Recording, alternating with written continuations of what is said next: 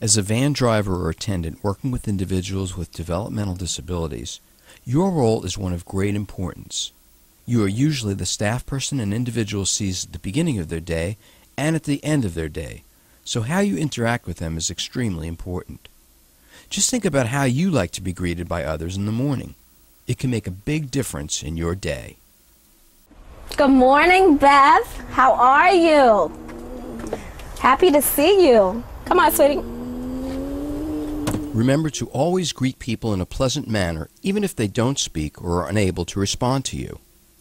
This video is designed to help you better understand the needs of the people you work with, as well as your job responsibilities. The most important thing to remember when working with individuals is that safety comes first. Never do anything that will risk the health and safety of the individuals in your care. Your other responsibilities include keeping the van clean and safe, driving long distances to many different places, talking to people with disabilities, their family members and staff, and escorting people with disabilities to and from their home, residential program, day program, or medical appointments. Let's start out by having you list 3 things that you believe to be true about individuals with developmental disabilities. Stop the tape now and discuss. Here are some characteristics that you might see in people with developmental disabilities and what they need from you as an attendant or driver. People with developmental disabilities usually do best when their routines are not suddenly changed. To help them with this, you should have them sit in the same seat whenever possible. Okay, Joey, I know you usually like to sit in the front seat. The people you will be working with understand what is said to them even if they can't speak. So, it's important for you to tell them what you are doing. For example, I'm going to help you put on your seatbelt. Hello, Beth. How you doing? Let me help you with your seatbelt, all right, Beth? Put it on. Get it straight there. Good. All right. There you go, Beth. It's comfortable? There you go. Thank you, Beth. People with developmental disabilities can do some things on their own, but may need help with other things. You should offer help only when it is needed. Right. Good. All right. Thank you, Corey. You need help with your seatbelt, Corey? You got it. You need help with your seatbelt? Yeah. Oh, okay. If they can walk without help, let them. If they need assistance, you should help them. Sometimes people you work with can become upset if they are not feeling well but are unable to tell others. Corey, you don't look too good. You all right? Let me go back. You can try to comfort them with a calm voice. Be sure to tell program staff and a family member if you notice any unusual behavior, such as crying. When we get to program, we'll talk to staff, okay? Yeah. All right, sweetie. You hold on there. I'm going to call program, make sure they have some.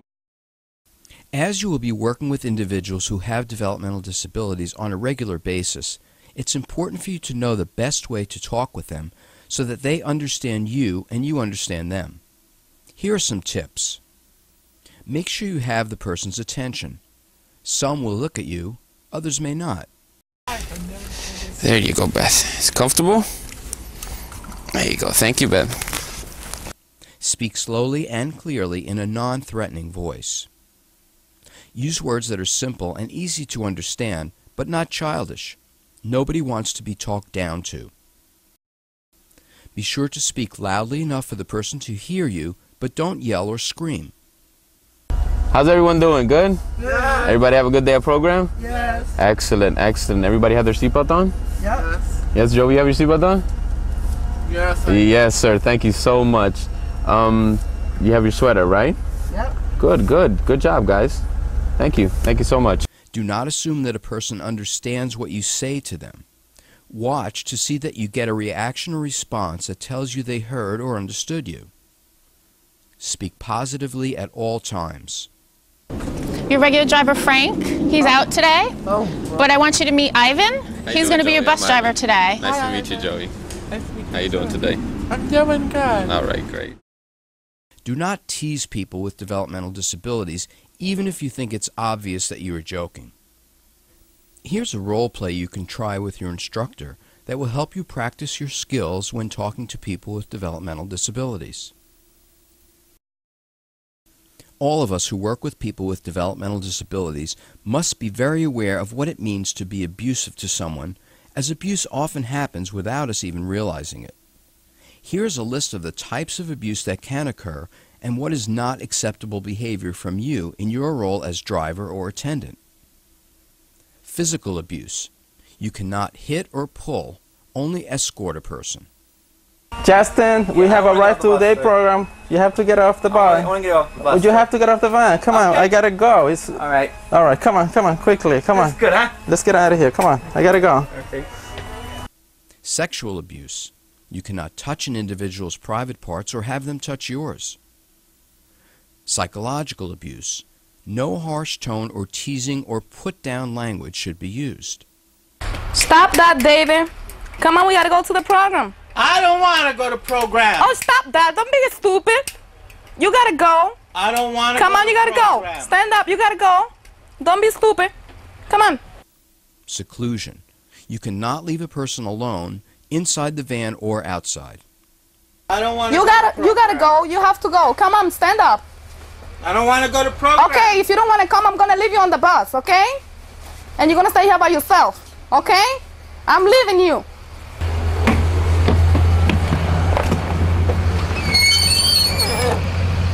Restraints. You cannot tie a person down or tie their hands to restrain them. Justin, listen to me. Yes. You take off the seatbelt once more, and I'm gonna tie up your hands. You understand that? No, yes, so you sir. better keep the seatbelt on. You understand? Yes, sir. Thank you. Right. Mistreatment. You cannot punish a person. What are you doing, David? I spilled the water. You are not supposed to drink water on the van. I was thirsty Who gave you that water? from my lunch bag. You're not supposed to have it. You're not gonna drink it anymore. No! Neglect. If a person needs your help, you must give it to them. That's mine. And you're gonna stay with those pants all day because I'm not gonna change you, okay?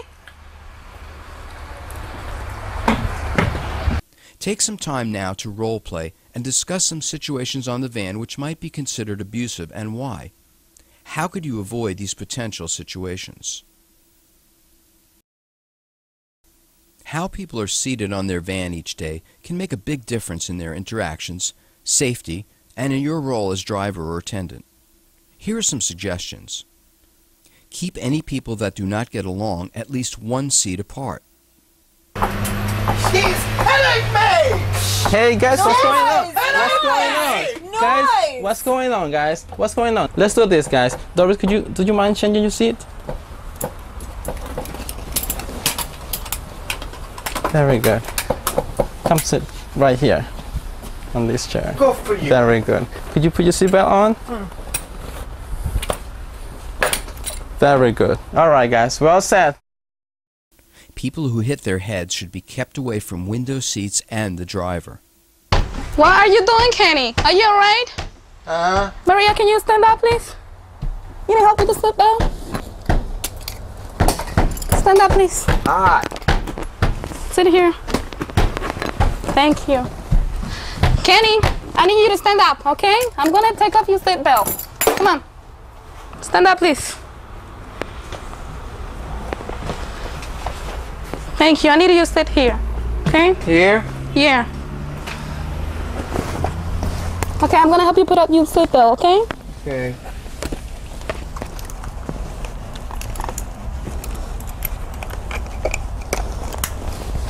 Okay. Stand up, Maria, please. Thank you. Let me help you with the seatbelt.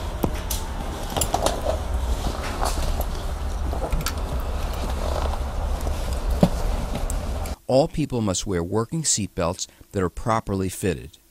You cannot start the van until everyone is in a seatbelt. If anyone comes out of the seatbelt while the van is moving, pull the van over, turn off the engine, and fix the belt. All right, guys. Is everybody ready for the trip? Make sure people are comfortable and have enough seating room. Speak to designated program staff regarding where to seat difficult people. Where should the van attendant be seated? Attendants should be seated in the middle to the back of the van, not in front with the driver. This allows them to be situated near all individuals, and they can readily provide assistance if needed. Sometimes it might be necessary for the attendant to be seated next to or near a particular person to keep him or her calm or from creating trouble for others. Think of a person in your van who needs this kind of assistance, and what would be the best way to help him or her. Everyone appreciates a comfortable ride, whether it's your own personal vehicle, other private transportation, or public transportation. Some ways that a ride can be made comfortable are no smoking, no loud talking, no loud music, a clean vehicle, a vehicle that is mechanically sound, and no eating on the van. The manner in which you help someone to get off or on the van is something which is important for safety as well as the individual's comfort and to meet their particular physical needs. Here are some procedures that should be followed. Turn off the engine and remove the keys from the ignition. Help people off in at least 2 shifts, with those who are more mobile getting on and off first. Even if a person seems to be okay in helping him or herself off the van, be in a position to help in case the person trips. The attendant should take the first group of people off the van. The group size should be no more than 3 or 4 people. The group should be smaller if a person needs help walking or if there is a person who might run off. The driver remains in the van with the rest of the people who remain seated with safety belts on. When the attendant returns, he or she can take the remaining people into the program. When picking up people, do the above procedure in reverse. The driver and attendant go into the program together and each takes a small group of people out to the van. Once the first group is seated and belted in, the attendant goes back into the building and gets another small group.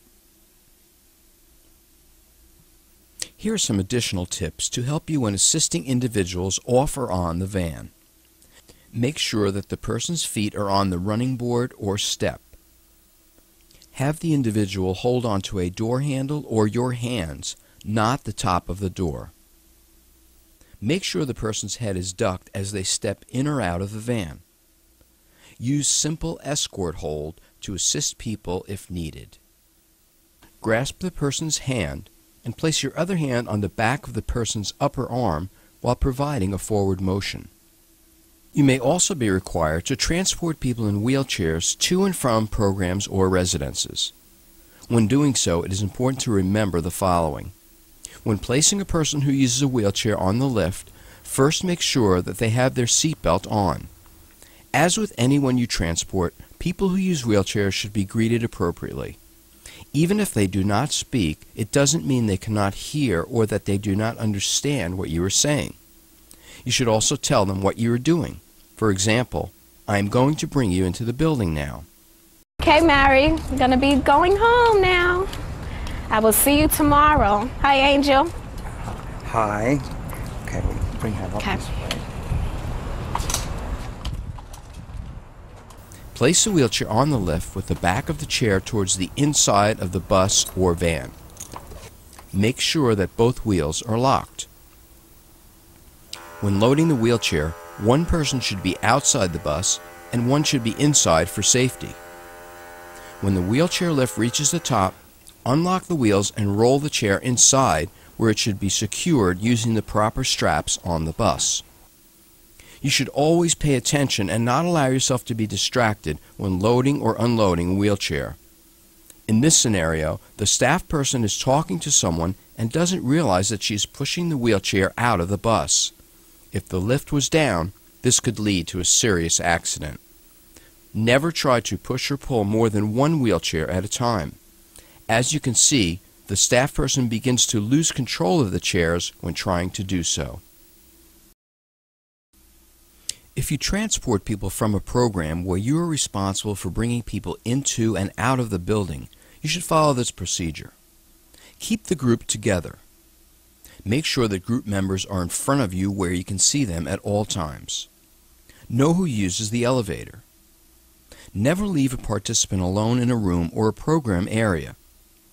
If staff are not there to meet people, keep them with you until the others are dropped off. Hold on, there's no staff in here. We gotta wait till your staff gets here, okay? Oh, hi. Hey, good morning, Corey. Hi, Drop it off, Evan. Corey. There's no staff in there. Oh, okay. We'll have to find your teachers? Yeah, I know where my teachers is. My room is down there. Oh, okay, so... 108. If, after dropping everyone else off, staff are still not there, find another staff to take the person or ask staff to page for coverage. Never leave a person alone at their home or residence. Keep the person with you on the van. Call your home base for instructions, wait with the person in the van, or bring the person to your office. Note that there are some individuals who do let themselves in on their own. This needs to be an established arrangement between the family or residents and the transportation company and staff. Do not send people up in elevators unescorted or hand them over to an unfamiliar person. If the program staff bring people in and out of the building, you should follow this procedure. Never let people get off the van until program staff arrive. If staff are not there at the usual time, radio your base and have them call the program. Never leave a person home alone in their residence unless you have been told by your supervisor that it is okay to do so. If you drive a van and do not have the assistance of a matron, you should do the following. Wait with consumers on the van for the program staff to arrive and assist. Never leave people unattended in the van. If staff do not come out to meet the van, use your radio to call the dispatcher. Your dispatcher will call the program, letting them know you are waiting for them. Do not allow people to get off the van and enter the building on their own. At dismissal time, the program staff will bring consumers to the van. Assist each person to board the van and assist them in fastening their seatbelts. At each person's residence or home, wait until the person is met by someone or enters the house on his or her own before you drive away. If you are delayed in picking up or dropping off people, radio your dispatcher. The dispatcher will notify the program, residence, or home. Hey, this is Ivan. I got caught in traffic and I'm running a little late, so I'll be to program in a few minutes. Bye. Individuals with developmental disabilities cannot escort other individuals with developmental disabilities when getting off or on the van. Here's an opportunity to see how much you've learned so far about working with people on vans who have developmental disabilities. Some of the people with disabilities you transport may have medical conditions. For example, they might have heart, back, bladder, vision, hearing problems, or seizures for which they may be taking medication. If you think a person is ill, report it as soon as possible to the facility, family, or residents.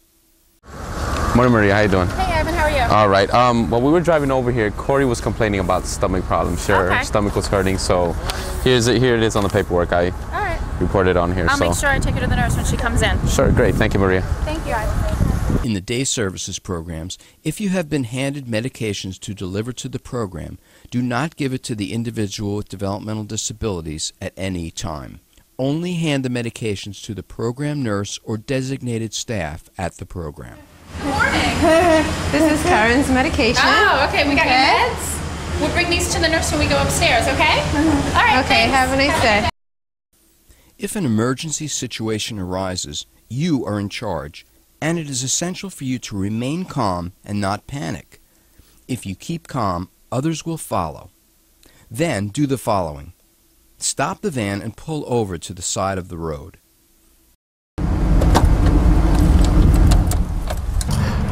Oh, his collar's really tight. Maybe it's difficult breathing. Ask the person to tell or show you what is wrong. Try to see what the problem is. Is the person bleeding? Okay, guys, I'm just about to put my gloves on, just in case. Do you see any bruising or swelling? Is the person choking? Did the person fall and become injured? Can you give immediate first aid? Don't take any chances. If it is a life or death emergency, call 911, then call your base or office for instructions. If you have been trained and certified in CPR or first aid technique, use them if necessary. Whatever the problem is, keep the person calm, comfortable, and safe. Remember to keep other participants calm and reassure them. Everything's okay. We've got everything under control. Just try and relax. Let's all breathe, okay? Take deep breaths. We're handling the situation. If the problem seems minor, such as a cut, bump, or bruise, report it to the facility nurse, administrator, family member, or residents as soon as you arrive. If a person has a medical problem or emergency while the van is on the day service or residential property, notify a nurse or staff member immediately. If a person has a seizure, there is nothing you can do to stop it from occurring. You want to make sure the person doesn't get hurt during the seizure. Here are some recommended steps to follow. Keep calm. Don't panic.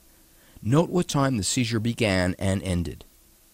Pull the van off to the side of the road. Move everyone out of the area. If a person is lying on the floor, move objects out of the way so that the person does not get hurt. If the person is standing or sitting when the seizure begins, assist him or her to lie down on something soft if possible. Do not hold his or her head or stick anything in the person's mouth. He or she cannot swallow their tongue. Gently turn their head to the side to prevent choking or problems breathing. We're going to loosen this up. Loosen any clothing, belt, tie, etc. He seems to be calming down. Okay. You just had a seizure, okay? You may not have remembered, but it's okay. We're just going to let you stay here for a little while. Okay? When the seizure stops, talk to the person in a calm voice. When he or she is ready to get up, assist them to their seat. You ready to sit up? Okay, you look ready. Okay. Let's see. All right, I called the program. They know. Okay. Notify staff, family, or residents of the seizure. Immediately bring the person to the nearest emergency room if any of the following happen: injury during seizure, one seizure after another without regaining consciousness, the seizure lasts longer than 10 minutes. Seizure activity is different for different people. Check with the program, residents, or family for individual questions. If you are involved in an accident, no matter how minor, you should do the following. I think I just clipped this woman in front of us.